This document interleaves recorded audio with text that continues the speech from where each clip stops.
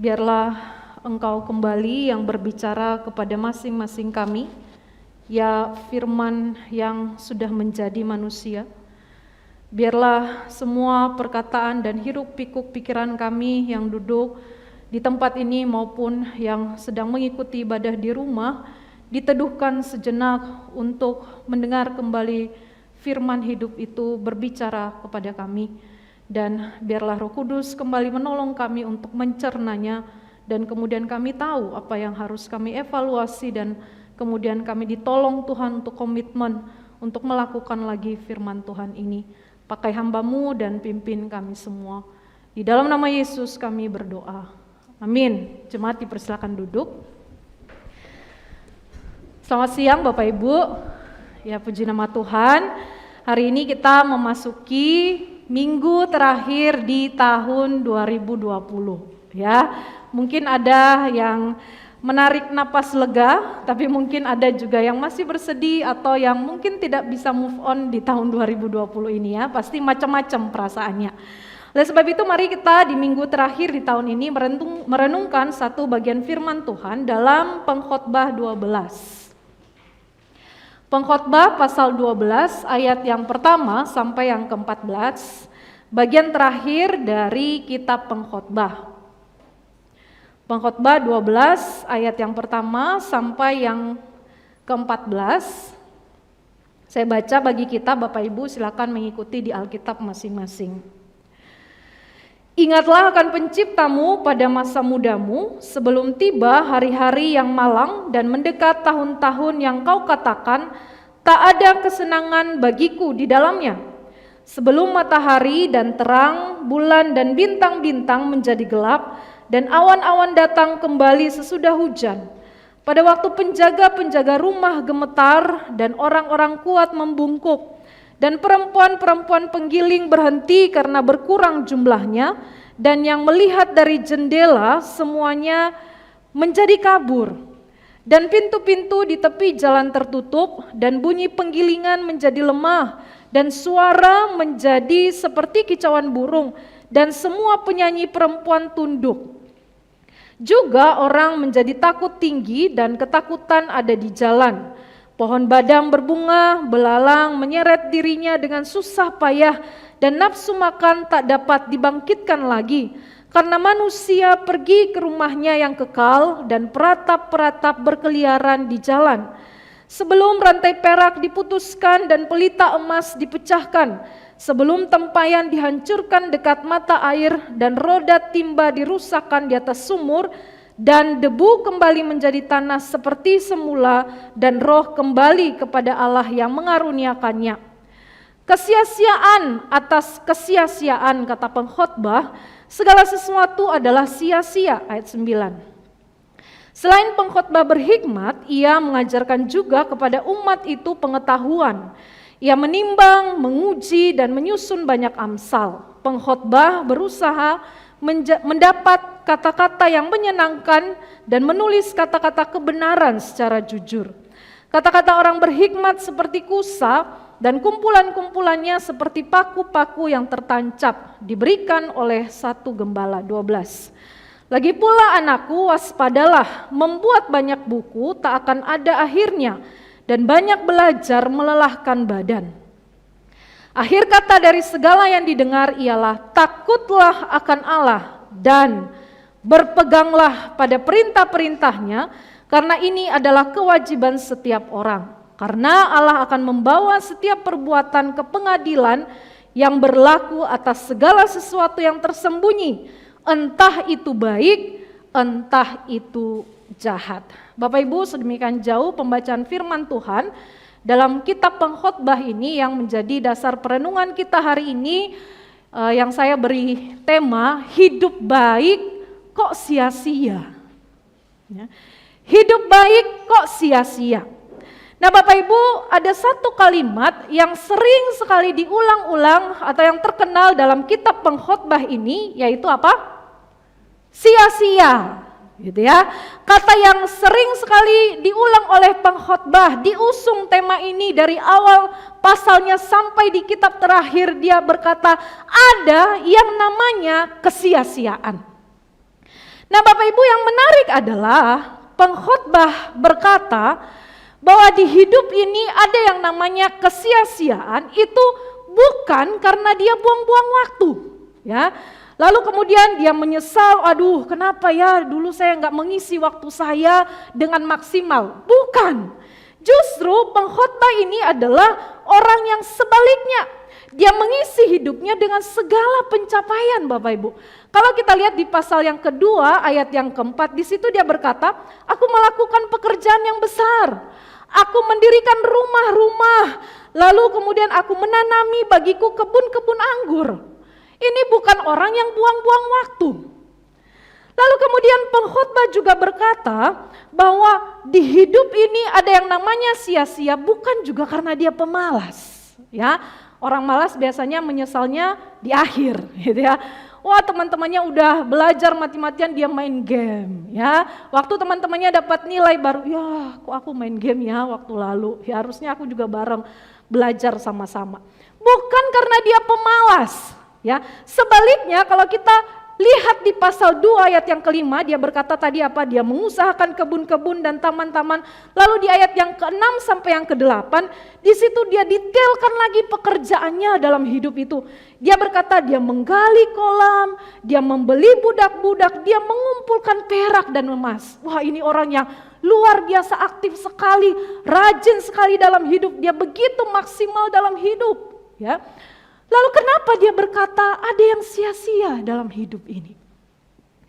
Bapak Ibu, pengkhotbah juga berkata ada yang sia-sia dalam hidup ini. Ada satu titik dia merasakan hampa dalam hidup ini, bukan karena dia itu ateis, ya.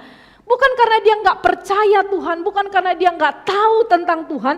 Tapi coba lihat di pasal 12 yang kita baca tadi, ayat yang ke-7, ini ayat yang terkenal sekali kalau ada kedukaan dibacakan. Di situ dikatakan, debu itu kembali menjadi debu dan roh kembali kepada Allah yang mengaruniakannya. Dia percaya Tuhan ada. Dia seorang yang maksimal dalam hidup. Dia tidak membiarkan dirinya itu berleha-leha. Tapi mengapa orang yang begitu rajin dan percaya Tuhan ada ini mengatakan dalam satu titik dia melihat hidup ini sia-sia? Mengapa? Apa sebenarnya yang sedang dia gumulkan? Apa yang sedang terjadi dalam hidup pengkhotbah? Bapak Ibu, mungkin ada di antara kita yang juga pernah mengalami pergumulan yang sama dengan pengkhotbah ini. Kita tahu Tuhan ada, kita percaya Tuhan, kita orang Kristen yang baik, kita pekerja keras, bisnis kita lancar, kita punya keluarga yang baik-baik, kita melayani. Tapi adalah satu titik kita merasa kok kosong hati ini. Kita merasa bahwa Tuhan, apa tujuan hidupku ya? Kok apa yang aku kerjakan ini aku tidak bisa menikmatinya? Semua cukup Tuhan. Pekerjaan juga tidak ada pergumulan yang begitu besar. Tetapi aku kok tidak merasa semua itu bisa memberi sukacita dalam hidupku. Sehingga mungkin kita pernah berkata seperti halnya pengkhotbah, apa sih arti hidup ini? Apa tujuan hidupku? Aku sudah melayani. Apa yang kurang yang aku lakukan? Aku percaya Tuhan ada. Lalu kenapa tetap kosong hatiku? Nah Bapak Ibu, melalui kitabnya yang kita baca tadi di pasal terakhir, pengkhotbah itu memberi nasihat kepada kita supaya kita itu tidak mengulang pengalaman yang sama seperti dia yang melihat hidup ini sia-sia. Apa nasihatnya kepada kita? Ada 3 hal yang akan kita lihat bersama pada hari ini. Yang pertama Bapak Ibu, bagaimana supaya hidup ini kemudian kita tidak lihat sebagai sesuatu yang sia-sia. Apa yang harus kita lakukan? Yang pertama nasihat pengkhotbah bagi kita adalah ingat Tuhan. Di ayat yang pertama di pasal 12 yang tadi kita baca jelas sekali dia berkata, ingatlah akan penciptamu. Bapak Ibu, di sini kata mengingat itu ditulis dalam bentuk perintah, suatu hal yang harus dilakukan, wajib, kudu, harus, bukan pilihan. Kita nggak bisa bilang begini, saya menawar untuk kapan mengingat Tuhan. Kita tidak bisa bilang kita hari ini sibuk lalu nantilah mengingat Tuhan. Lagi banyak tugas, lagi banyak klien, lagi banyak pekerjaan. Nanti waktu untuk Tuhan, gak bisa. Pengkhotbah berkata, kalau kamu mau hidupmu tidak sia-sia, maka ingatlah Tuhan. Ini perintah yang harus kita lakukan. Bapak Ibu, menarik, pengkhotbah itu memberitahukan kepada kita 2 waktu kapan kita harus mengingat Tuhan. Yang pertama, dia katakan di ayat yang pertama, ingatlah penciptamu pada waktu muda. Ya, kenapa sih waktu muda harus ingat Tuhan? Bukannya kebanyakan kalau sudah tua itu baru ingat Tuhan. Apalagi kalau udah sakit, udah sekarat, ya, baru cari pendeta untuk didoakan, ingat Tuhan. Kenapa sih pengkhotbah berkata di waktu muda harus ingat Tuhan?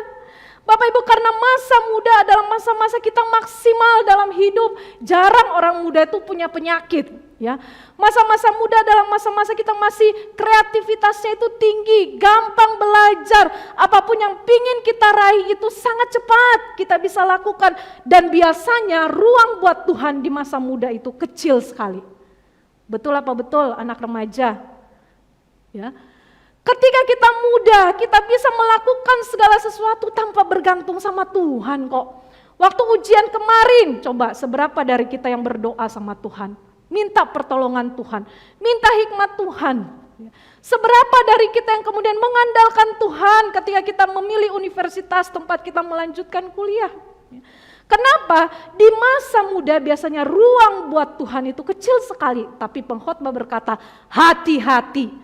Kamu lupa Tuhan di masa mudamu, maka kamu akan merasakan hidup yang sia-sia. Waktu yang kedua, yang pengkhotbah katakan, di ayat yang kedua sampai yang ketujuh, pengkhotbah berkata, ingat Tuhan bukan hanya di masa muda, tetapi sebelum kematian datang. Kalau Bapak Ibu lihat ya, ayat yang kedua sampai yang ketujuh itu banyak sekali koma dan peristiwa-peristiwa yang silih berganti terjadi. Perempuan-perempuan yang menggiling berhenti karena berkurang jumlahnya, mata menjadi kabur. Dia menggambarkan proses kematian itu yang pasti akan terjadi. Dan sebelum kematian datang, kita harus mengingat Tuhan. Bapak Ibu, kalau kita mengingat Tuhan itu waktu kita muda dan sebelum kematian itu menjemput, maka itu berarti tidak ada waktu dalam hidup ini yang kita tidak mengingat Tuhan. Kalau mengingat Tuhan itu adalah di masa muda dan sebelum kematian datang, maka itu berarti tidak ada waktu dalam hidup kita ini yang tidak mengingat Tuhan. Maka Bapak Ibu, hidup ini sebenarnya bicara tentang kesempatan.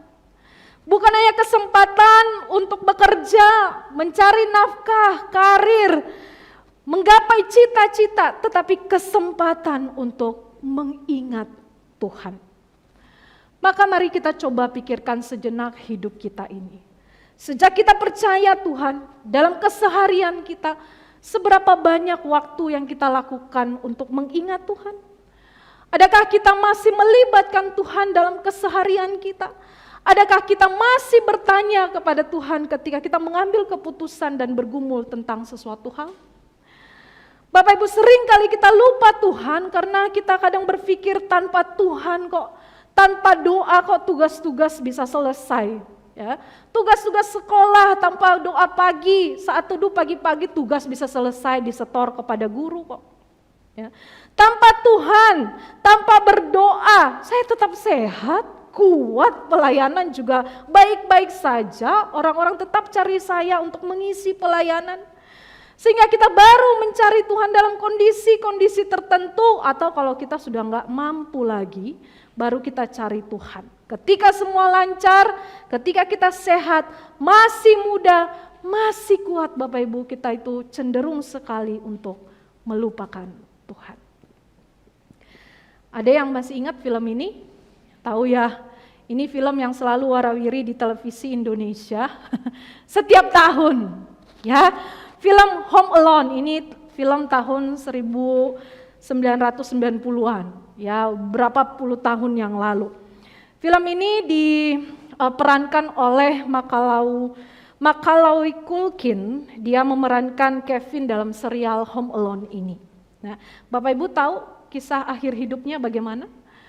Kevin ini dia seorang artis cilik di masa itu dengan karir yang cukup bagus, ya, karir yang menanjak, kesuksesannya di usia belia itu patut diacungkan jempol. Di usia 12 tahun dia sudah menjadi miliarder cilik. Tetapi mengenaskan sekali setelah kedua orang tuanya divorce, maka dia kecanduan narkoba di usia remaja, lalu kemudian dia ditemukan meninggal dunia overdosis karena narkoba. Ya, bahkan ada satu tulisan mengatakan melihat wajahnya ketika dia kecanduan narkoba itu mending lihat wajah pemulung daripada lihat wajahnya dia. Itu wajahnya lebih tua daripada usianya. Nah, Bapak Ibu, kenapa hidupnya itu seperti ini? Dia awali dengan baik, tapi dia akhiri dengan peristiwa yang naas sekali. Kenapa? Karena lupa Tuhan. Ya, dia punya karir yang bagus, dia punya uang yang banyak, tapi buat apa? Ketika dalam perjalanan hidup, ketika masa muda, lupa Tuhan. Bapak Ibu, inilah peringatan pertama yang diberikan pengkhotbah kepada kita. Ingat Tuhan ketika kita masih kuat, masih muda, kaya, pintar. Karena pengkhotbah sudah mengalami itu. Pengkhotbah mencapai banyak hal dalam hidupnya.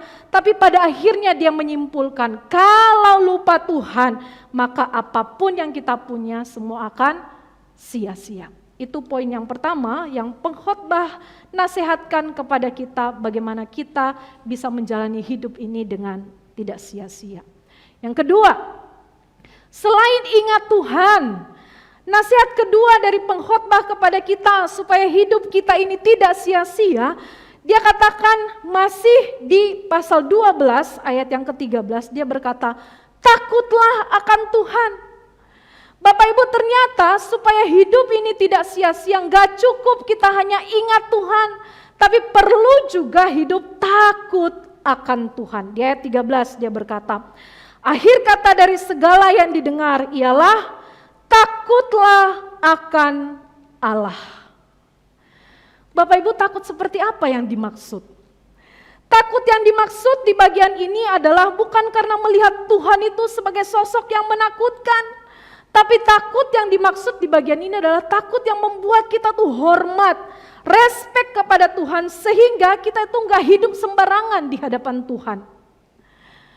Bapak Ibu, bicara tentang hidup takut kepada Tuhan, takut kepada Allah, sebenarnya banyak kepercayaan di luar kekristenan menggambarkan Tuhannya itu sebagai sosok yang menakutkan. Ya, jadi mau tidak mau orang yang percaya kepada kepercayaan itu taat sama perintahnya, aturannya. Kenapa? Dia takut Tuhannya, dia takut dewanya.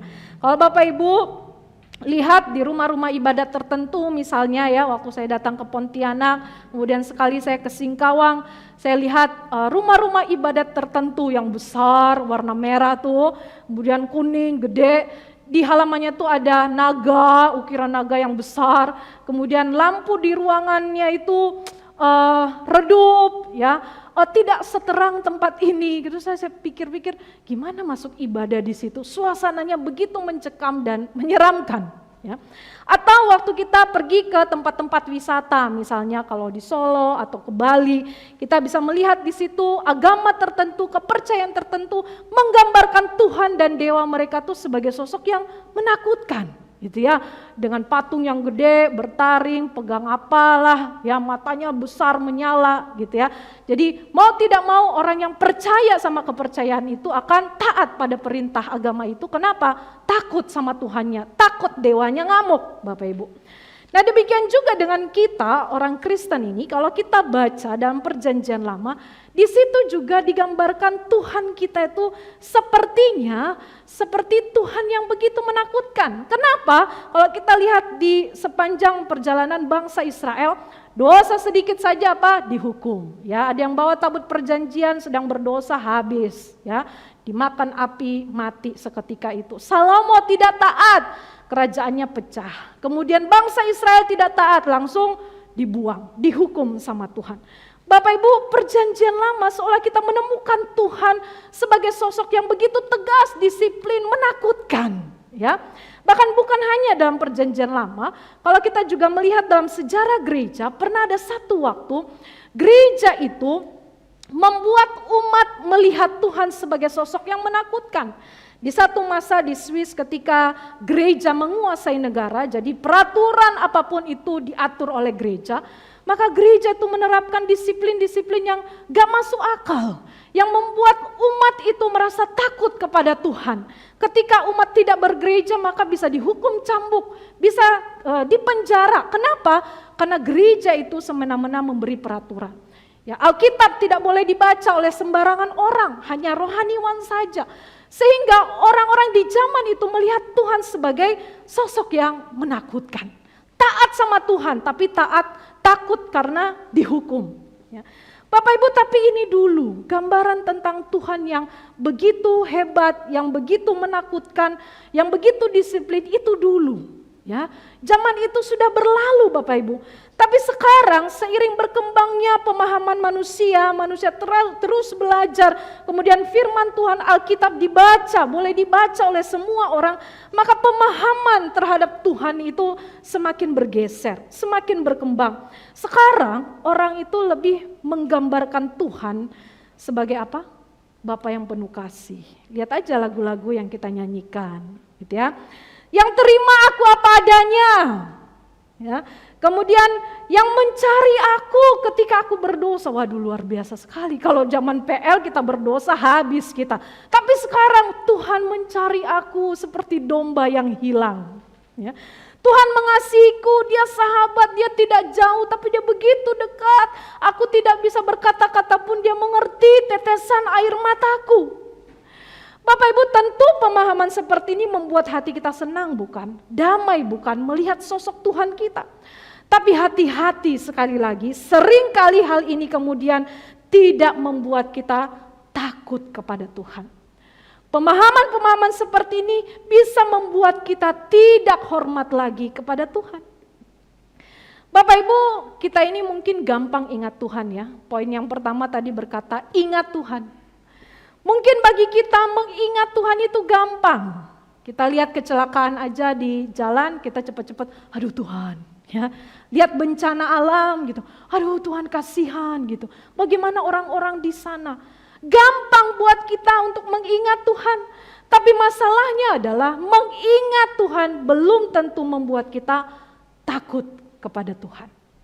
Ya, sekali lagi ya, ingat Tuhan belum tentu membuat kita takut kepada Tuhan. Buktinya apa? Bapak Ibu, waktu kita bergumul misalnya, ya ada orang-orang Kristen yang suka bikin komitmen ketika bergumul. Tuhan pokoknya ya, kalau Tuhan jawab doaku, ya, maka aku akan lebih sungguh lagi mencari Engkau. Aku akan menggunakan waktuku untuk melayani Tuhan. Anak-anakku akan kusuruh ke gereja, suamiku akan kuinjili dan lain sebagainya. Ketika Tuhan jawab doa kita, kira-kira masih ingat Tuhan gak? Masih, kita masih ingat Tuhan, tapi belum tentu kita takut kepada Tuhan. Kalau kita takut sama Tuhan, maka kita akan tepati komitmen kita, janji kita kepadanya. Bapak Ibu, mengingat Tuhan kadang belum tentu membuat kita takut kepada Tuhan. Maka coba deh kita evaluasi perjalanan kita bersama Tuhan sepanjang tahun 2020 ini. Adakah hidup kita ini takut kepada Tuhan? Atau jangan-jangan hidup kita selama ini hidup sembarangan? Ya, kita ingat Tuhan, kita tahu Tuhan ada, tetapi sesungguhnya kita hidup sembarangan di luar sana. Hamba Tuhan gak tahu kita hidup seperti apa. Papa mama kita gak tahu kita di sekolah seperti apa. Dalam kesendirian kita waktu belajar, studi online di rumah gak tahu seperti apa hidup kita. Bapak Ibu, mari kita tanya pada diri kita, seperti apa kita menjalani 2020 ini? Apakah hidup kita masih hidup yang hormat sama Tuhan, atau jangan-jangan kita masih hidup tidak taat kepada Tuhan, tidak takut kepadanya? Itu poin yang kedua yang dinasihatkan pengkhotbah kepada kita, bagaimana supaya kita ini tidak melihat hidup ini sia-sia. Yang pertama tadi ingat Tuhan, yang kedua takut kepada Tuhan, dan yang ketiga Bapak Ibu, pengkhotbah menasehatkan kita Ternyata untuk hidup tidak sia-sia. Gak cukup hanya ingat Tuhan, gak cukup hanya takut kepada Tuhan, tapi perlu juga yang ketiga ini, yaitu apa? Taat kepada Tuhan. Di ayat yang ke-13 dia berkata demikian, akhir kata dari segala yang didengar ialah takutlah akan Allah dan berpeganglah pada perintah-perintahnya. Ketaatan adalah sesuatu hal yang harus kita lakukan. Bapak Ibu, kalau kita ingat Tuhan, kita takut kepada Tuhan, maka harusnya gak sulit bagi kita untuk taat kepada Tuhan. Ini sepaket. Kita taat kepada Tuhan karena kita ingat Dia dan kita takut kepadanya, maka respons kita adalah taat kepadanya. Bapak Ibu, menarik karena kata yang dipakai ketika pengkhotbah menuliskan berpeganglah pada perintah-perintahnya, itu bisa diartikan sebagai memelihara atau mengusahakan. Seperti yang dipakai kepada Adam dan Hawa yang mengusahakan dan memelihara Taman Eden. Nah, itu berarti taat kepada Tuhan itu bukan karena kita takut konsekuensinya. Aduh, ke gereja hari ini, kenapa? Besok anak-anak mau ujian, jadi doa dulu. Ada maunya. Ya. Bukan karena kita kepingin sesuatu, kepingin diberkati, mancing Tuhan, maka kita taat, kita melakukan apa yang Tuhan mau. Bapak Ibu, di bagian ini dikatakan bahwa berpegang pada perintah Tuhan itu seperti memelihara, ya, seperti yang dilakukan oleh Adam dan Hawa.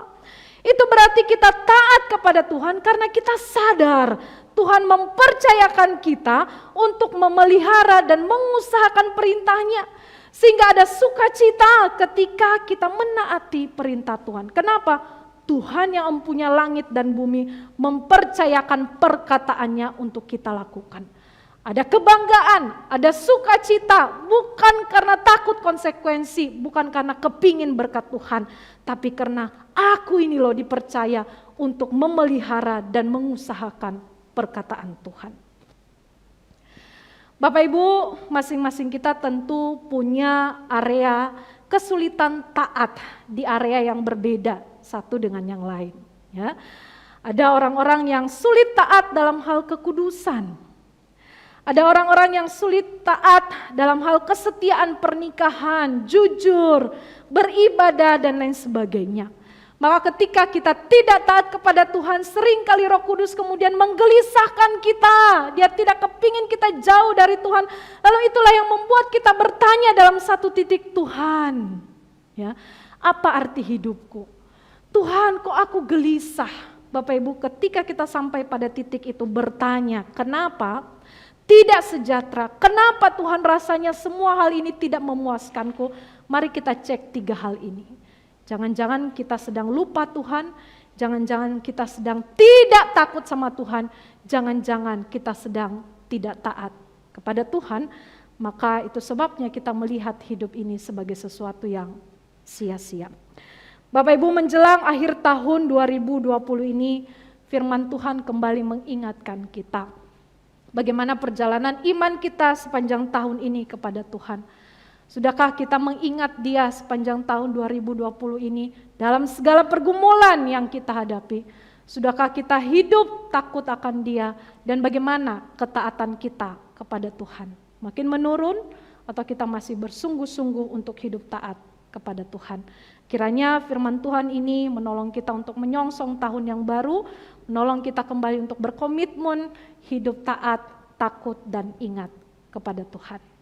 Mari kita berdoa.